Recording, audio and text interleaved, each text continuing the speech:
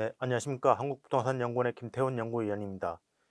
오늘 준비한 내용은 올해 상반기에 연구원 기본과제로 수행한 감정평가 법인 등의 의무 위반에 따른 소송 실태 분석 및 쟁점이라는 과제에 대해서 주요 연구 결과를 중심으로 살펴보는 시간을 갖도록 하겠습니다. 오늘 내용은 크게 네 파트로 구성이 되어 있고, 먼저 토론에서는 연구의 배경 및 목적이 되겠습니다. 최근 전세 사기 연루 등과 같이 감정평가 법인 등의 의무 위반으로 인해 큰 사회적 이슈가 발생하고 있고, 이에 따라서 다양한 유형의 소송 발생 건수가 증가하고 있습니다. 또한 감정평가 법인 등의 행정적 제재도 이에 따라서 증가하고 있는 추세입니다. 따라서 본 연구는 감정평가 법인 등의 의무 위반에 따른 유형별 소송 사례 분석을 통해서 법적 책임 관련 쟁점을 도출하고 시사점을 제시하는 것에 목적이 있습니다. 본 연구의 범위는 최근 이루어진 소송 사례뿐만 아니라 과거 1994년부터 약 30년간의 전국에서 이루어진 소송 사례를 판결문으로 추출해가지고 감정평가 법인 등의 의무 위반으로 인해서 직접적으로 소송 당사자로 제기된 재판이 진행된 소송 사례를 대상으로 검토를 하였습니다. 감정평가 법인 등의 의무 위반에 따른 법적 책임을 살펴보기 전에 현재 감정평가법에는 감정평가 법인 등이 감정평가 업무 수행 시 져야 하는 각종 의무를 다양하게 규정하고 있습니다. 그리고 이에 대한 의무를 위반했을 경우에는 다양한 법적 책임뿐만 아니라 처벌을 받을 수 있도록 민사상 책임, 행정상 책임, 형사상 책임, 이렇게 감정평가법에는 다양한 유형의 법적 장치를 마련해 놓고 있습니다. 본 연구에서 의무 위반에 따른 소송 실태 분석을 살펴본 결과 보시는 바와 같이 분석 대상 소송 사건은 약 120건 정도를 살펴봤습니다. 민사, 행정, 형사로 따라봤을 때 민사 같은 경우는 손해배상, 행정 같은 경우는 징계 처분 취소, 형사 같은 경우는 개별법령 병합 위반이 가장 많았고, 감정평가 목적은 담보를 비롯해서 다양한 목적으로 소송이 진행됨을 알 수 있었습니다. 판결내 기준으로는 지방법원, 행정법원, 고등법원, 대법원까지 총 266개의 판례를 검토했습니다.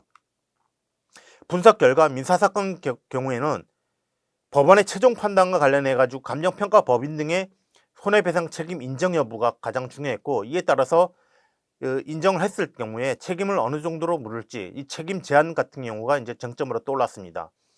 두 번째, 행정사건 같은 경우는 국토교통부 장관의 처분을 바탕으로 징계가 이루어지거나 과징금 부과가 되는 경우가 많다 보니까 이 법원의 최종 판단과 관련해 가지고 특히 또 이제 행정사건 같은 경우는 특징적인 것이 다른 행정사건 또는 타 이제 형사사건과 같이 병합적으로 해가지고 소송이 진행되는 경우가 상당히 많았음을 주의할 필요가 있습니다. 세 번째, 형사사건 같은 경우는 피고인이 상당히 이제 형사사건 같은 경우는 다양하게 나타나는데, 피고인 중에서 감정평가법인, 또한 특이한 경우가 감정평가법인 내에 소속된 사무직원 등이 실형을 받고 있는 경우도 상당히 많았기 때문에 이런 부분은 본 보고서에서 별도로 해당되는 부분에 대해서 예시를 따로 표기를 했습니다. 마지막으로 본 연구에서 소송 실태 분석을 통한 법적 책임 관련 쟁점을 크게 세 가지로 나눠보면, 먼저 민사상 책임 관련 쟁점입니다. 민사상 책임 관련 쟁점은 세 가지로 볼 수 있는데, 손해배상 책임의 발생 여부와 관련해서는 고의 또는 가실이 있었는지 여부, 그리고 감정평가액이 적정 가격과 어떤 현저한 가격 차이가 있는지 여부, 그리고 여기서 의뢰인 및 선의의 3자가 가지고 있는 의미를 중요한 판단상으로 볼 수 있겠고요. 손해배상 책임의 범위와 관련해 가지고는 손해배상 범위가 어디까지인지, 그리고 이 책임의 제한과 관련해 가지고는 민법상 가실상계 법리가 이제 여기 나옵니다. 그래서 감정평가 법인 등이 손해배상 책임이 있다고 판정했을 경우에는 100%다 인정하는 것이 아니라 원고인 금융기관 등과의 어떤 원고 측에서도 가실 책임이 있는지를 이렇게 해서 가실 상기를 하고 난 다음에 최종적으로 감정평가 법인 등에 대한 손해배상 책임을 부여를 하고 있습니다. 그리고 세 번째로 임대차 관계 조사 의무 관련 쟁점은 좀 오래된 쟁점이지만, 오래된 소송 사례이지만, 임대차 관계 조사 의무 내용이라든가 그 조사 이행 방법, 그런 관련된 것이 주요 법원의 판단 사항이라고 볼 수 있겠습니다. 둘째, 행정상 책임 관련 쟁점으로는 크게 한 네 가지로 봤습니다. 여기서 가장 중요한 성실 의무 등 위반 관련 쟁점은 국토부 장관의 이제 징계 사유에서 감정평가, 특히 이제 토지 등의 평가할 때 감정평가 방법 또는 평가 원칙, 기준 등을 위반했을 경우에 이런 경우에 성실 의무를 위반했는지 여부가 가장 큰 사유가 됩니다. 이런 경우에 대해서 이제 피고 측인 이제 감정평가사 분들께서 어떤 징계권자인 국토교통부 장관의 재량권을 일탈 또는 남용했는지 여부, 그리고 이 징계 과정에서의 어떤 절차적 하자가 없었는지 여부, 그리고 징계를 다시 할 수 있는 재징계를 할 수 있는지 여부 등이 중요한 위반 여부의 판단 사항이 되었습니다. 여기서 둘째, 명의대여 등의 금지 위반 관련 쟁점으로는 자격증 등 부당 행사 또는 자격증 부당 행사 관련해가지고 이제 판단할 때 어떤 부분을 판단했냐면, 감정평가법인 소속된 감정평가사의 의무, 실질적으로 감정평가 업무를 수행했는지, 그리고 감정평가법인의 운영에 어느 정도로 관여했는지, 이런 부분 등이 좀 중요한 판단 요소가 될 수 있었고, 법인도 자격증 부당 행사의 주체가 될 수 있는지 여부가 좀 중요한 부분이 되었습니다. 그리고 감정평가 업무 정지 기간 중에 감정평가 업무 수행 관련된 소송 사례도 있었고, 감정평가 법인에 대한 경우는 가징금 부과입니다. 가징금 부과 처분에 있어서 감정평가 법인이 부담하는 성실 의무가 어떤 의미를 갖고 있는지가 이제 또 법원에서 판단할 때 중요한 판단 기준이 되었습니다. 셋째, 형사상 책임 관련 쟁점으로는 먼저 고의로 잘못된 감정평가 금지 위반입니다. 여기선 고의로 잘못된 감정평가에 따른 위반죄 성립 범위가 어디냐 할 때 위반죄 판단 기준, 그리고 고의로 잘못된 감정평가를 한 것의 의미가 뭔지, 그리고 감정평가 법인 등을 보조한 사용인 등이 허위의 감정평가를 한 것으로 볼 수 있는지 여부, 그리고 양별 규정을 법인에다가 이렇게 부여할 수 있는, 적용할 수 있는지가 쟁점이 되었고요.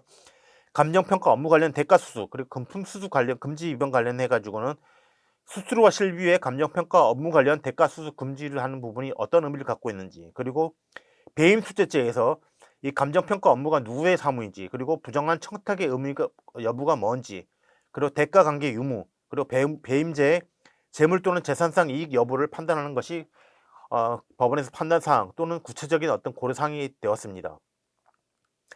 지금까지 살펴본 것이 소송 실태 분석을 통한 이제 법적 책임 관련 쟁점이라고 보시면, 마지막 부분은 이 부분은 쟁점이라기보다는 어떤 시사점이라고 할 수 있겠습니다.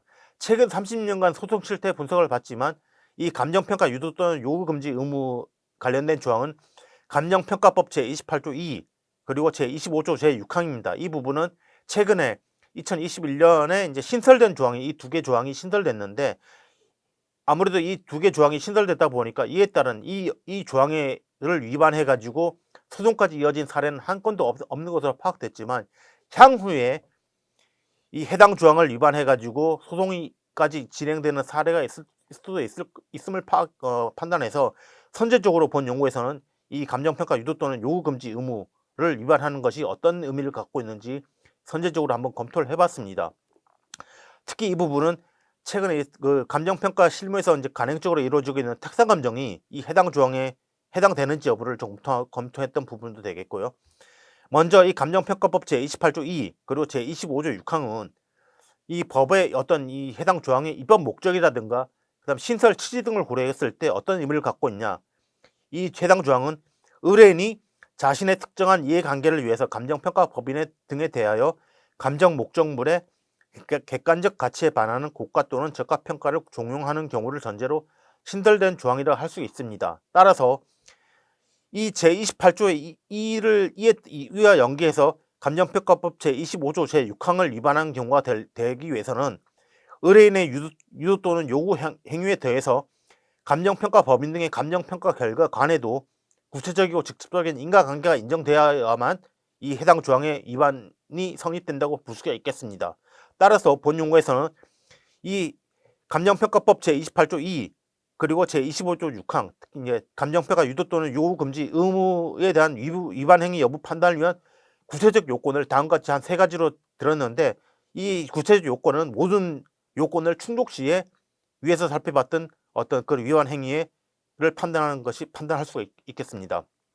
먼저 요구자와 감정평가사 간에 사전 공부가 있었는지 여부, 둘째, 감정평가 시에 고의성이 있었는지 여부, 셋째, 심사 등 법인 내 내부 통제 절차를 완료했음에도 불구하고 요구자의 특정 가액으로 가격을 조정한 경우, 이런 세 가지 요건을 충족했을 경우에 위반 행위 여부를 판단할 수 있는 구체적 요건이라고 결론을 지었습니다. 지금까지 본 연구의 어떤 연구 내용을 간단하게 살펴보았는데요.